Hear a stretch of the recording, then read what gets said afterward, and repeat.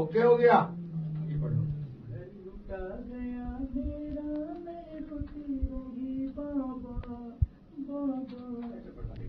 ये सुनकर पढ़ दो।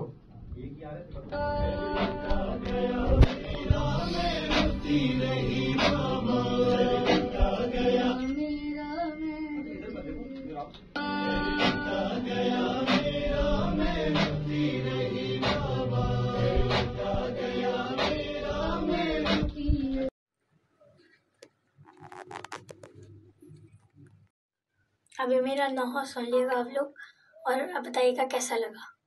माशाल्लाह इंशाल्लाह।